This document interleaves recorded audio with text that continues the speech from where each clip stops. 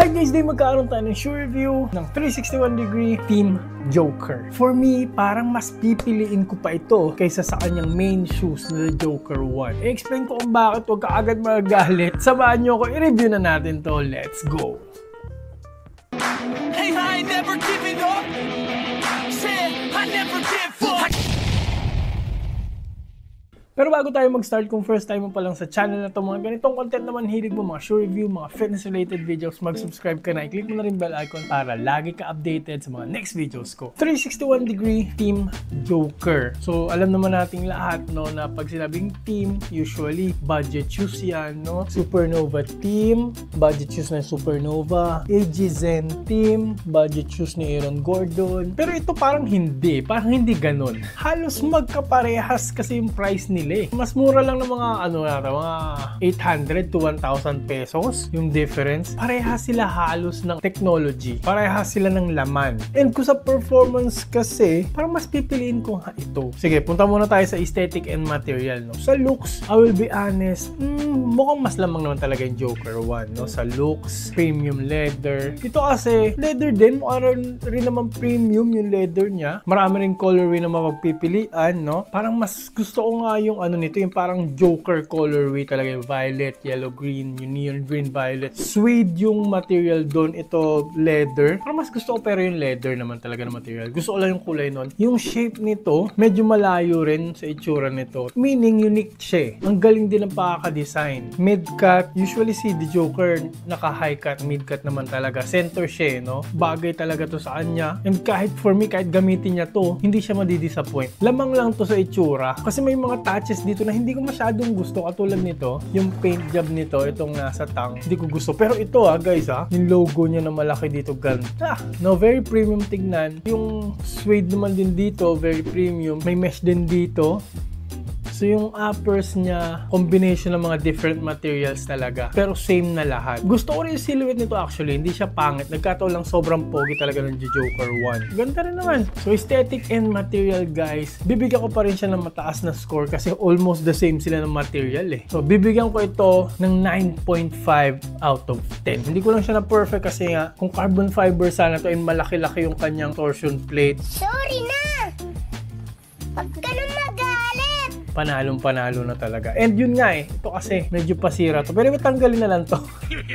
Nagmamagaling no? May-ari ka ng 361 degree. Anyway guys, sunta na tayo sa traction. Sa traction, almost the same din sila. Tinatawag nila to parang blossom style. Parang bulaklak nga ang parang pinagkuhaan nila ng inspiration dito. Solid rubber outsole na maraming circular pattern. And yun nga guys, napakakapit po nito. Tap on a dime, nagulat ako. Spiky rin siya. Hindi ko ina-expect kasi nung tinignan ko matigas, and yung pattern parang herringbone pattern kasi talagang subok no. Ito parang kakaiba, tapos parang masyado siya nakaumbok, hindi nag-a-attract ng dust guys, malapitan. And ito pa ang kagandahan, dito to lamang ito, umpisahan ko na. Ito kasi pwede siya sa outdoor, matigas po yung outsole niya and malalaki yung grooves, malalaki. Unlike dito guys, sa Joker 1, may mga maliliit yan, nakita yung mga patusok-tusok dyan, mga patusok masyado, yung shape masisira and medyo mas malambot. Sa traction, maganda naman talaga to. Lahat ng nagre-review ng sapatos talagang nagulat sila, gusto nila yung traction nito. Yes, ako rin. Pero yun nga, sa outdoor, lalamang ito. Sa katulad ko na taga-probinsya and marami rin sa inyo, no, na nakaka-relate sigurado sa akin, mas palagi tayo naglalaro sa outdoor courts di ba? Dahil dyan guys, traction and outsole, bibigyan ko po ito. Perfect guys. Perfect 10 out of 10. Traction and outsole. Hindi na kailangan patagalin. Panalo po talaga. Next, punta na tayo sa safety and support. Unang-una tingnan nyo tong heel counter na to, no? Aesthetically maganda na siya, mukhang premium, and hindi lang siya aesthetic. Mararamdaman mo talaga yung lockdown dito sa heel part. Ang laki ng TPU na to, parang ihahag niya talaga yung heel mo, iwas na pilok po talaga, very rigid yung feeling, very supportive, and one piece to guys bumababa po siya, pagbaba, maabot din dito, nagiging torsion plate din po siya. So one piece, torsion plate na rin po siya. Ang galing. Syempre may torsional support, twisting support, so hindi ka basta-basta magtitwist dyan, hindi ka matatapik matapilok. Mababa yung chances na matapilok ka, no? Lalo-lalo na may TPU plate pa dito na malaki. Sa mga jab step, euro step, mga side-to-side movement mo, covered ka niyan. Maganda po talaga yung lateral containment nito sa sapatos na to. Anyway, kasi leather siya. Alam naman natin na leather, very supportive, premium looking, no? Old school, parang ganun. Very supportive na uppers. Yung feeling ko dito, hindi gumagalaw-galaw yung paa ko, no? Mararamdaman mo talaga yung lockdown dyan. Walang dead space, which is dapat naman ganun, di ba? Outrigger niya okay din naman, kahit pa paano makapal din naman. So, safety and support, it gets the job done. Kahit hindi siya carbon fiber, okay siya sa akin. Bibigyan ko pa rin po ito ng 10 out of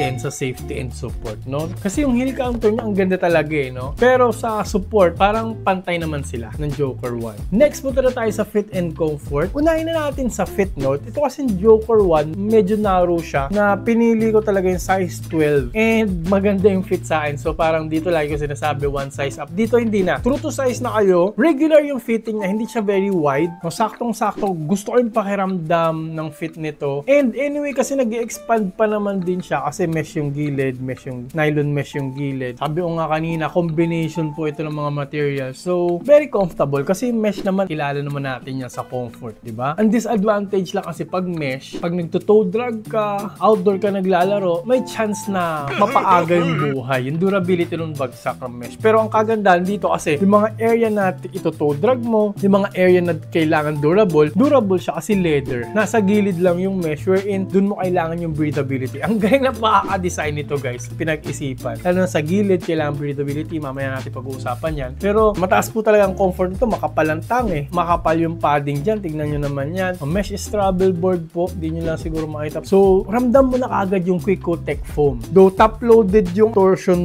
plate, makikita nga dyan yung itim. Kahit pa paano, okay pa rin, nararamdaman ko pa rin yung foam, no, sa heel part. So, maraming compression naman, step-in comfort talaga, panalo. Marami ring forefoot flex, very flexible na sapatos, nakakagulat. For a center, no, very flexible, panalo po talaga. And magaan din siya. Nakakagulat kasi Quick-O-Tech naman siya eh. Usually mga Quick-O-Tech na sapatos, ito Joker 1. Magaan pa rin, pero mas magaan ito sa the Joker 1, for sure. Pero check natin. So, nasa 390 grams po siya. Napakalambot din. So, panalo fit and comfort. Bibigyan ko ito ng mataas na score na 10 out of 10 sa fit and comfort. Panalo po talaga. Mas comfortable po ito and mas magaan dito sa Joker 1. Kaya lamang din siya dyan. And by the way guys wala rin tong heel slippage. Kahit wala siyang Achilles pillow, kahit very padded, walang heel slippage. Galing ng pakagawa nito sa sapatos na to. So next, punta na tayo sa breathability. Yun na naman, isang lamang na naman niya dito. Kasi full leather po ito na the Joker 1. Which is for me maganda. There's nothing wrong with full leather. Gusto ko yung pakaka-leather nito. Mukhang premium, mukhang sophisticated, mukhang mayaman. Ito kasi mukhang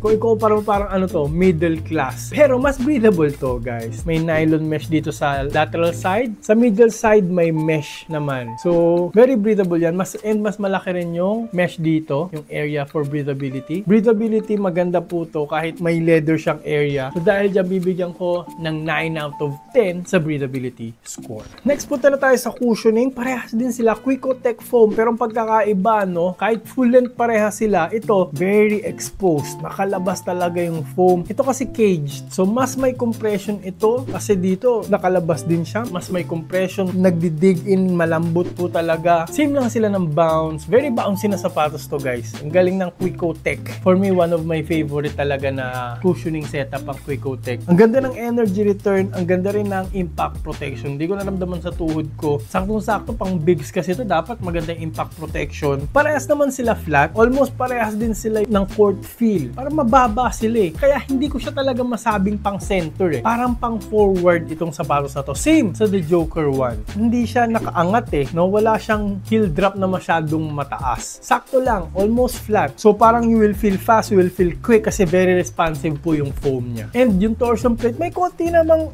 snapback, may konting sipa. Anyway, ang kagandahan niya, kasi ang Quick-O-Tech, kaya kinikage nila, katulad nito, kinage yung Quick-O-Tech. Minsan very mushy, masyado malambot, may delay ng konti lang. Usually, yung mga ganong foam. Pero kasi hindi ko pa naramdaman yung delay dito sa Quick-O-Tech ever nang ginamit ko siya. Pero parang for me, kailangan lang naman siyang i-cage dito sa lateral area, which is maganda kasi dito yung tapilok area eh, or mataas yung risk ng tapilok sa lateral side. Kaya kinage nila dito, which is good. And dito naka-expose, kaya Kaya ang ganda talaga. Naka-expose siya sa mga area na dapat na magandang naka-expose, naka-cage siya sa mga area na magagandang naka-cage, naka-open din siya dito sa area na to na magandang naka-open siya. So, ang galing ng pagka-design nito guys sa sapatos na to. No, parang ito yung ultimate forward shoes talaga. So dahil dyan guys, cushioning, bibigyan ko po ito ng 10 out of 10 na naman. Last part na tayo, pricing ito. Dito ako medyo hindi natuwa sa kanya. Parang ito yung weakness niya, yung pricing nito. Reasonable naman. Kasi parehas na parehas sila ng tech.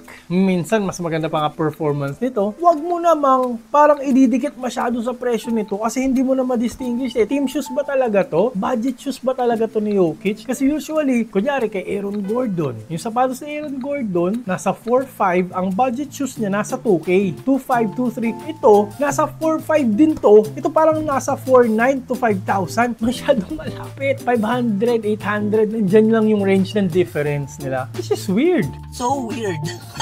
Sana gumawa na lang ng paraan na medyo mapalayo para hindi siya naging team shoes. Pero anyway, kasi sulit naman talaga siya, pero hindi siya sulit, to be honest, in the sense na 361 degrees to eh. Pag 361 degrees, kaya nilang ibigay yung ganitong medyo kagandang sapatos sa nasa 2.9, 3,500. Pero sa tingin ko bababa to ng ganon. To be honest naman din, kung ako yung tatanungin, yung price niya ba nandyan, nasa 4.3, nasa 4.5, reasonable din ba sa performance niya? Oo, kaso lang kasi iba ang pakakilala natin sa 361 degrees. Pag nagpe-presyo sila parang predatory price, parang gusto nila malugi. Ganun sila magpresyo. Kaya medyo nasanay tayo, no? Masyado tayong binaby ng 361 degrees eh. Ang hirap isikoran ito. Siguro isikoran ko to, bibigyan ko siya ng 8.5 out of 10. Mataas pa rin kasi bang for a buck pa rin. Weird lang yung pakiramdam ko kasi 361 degrees siya. And team shoes siya. So guys, anyway, kahit ano naman ang bilhin nyo dito sa dalawang to, depende na lang sa aesthetic, sa gusto nyo, yung nararamdaman yung mas gusto nyo. No, pero guys, ito, highly recommended. Parang sinabi ko na kanina, ultimate forward shoes siya for me ngayon. No, siya ang top 1 so far. Huwag kayong mag-alala, maglalagay naman po ako ng link dyan sa baba. Trusted seller po ng Lazada, Shopee. Ilagay ko na rin siguro yung TikTok dyan. By the way guys, i-follow nyo rin po ako sa TikTok, medyo_macho, para dumami rin tayo doon. And guys,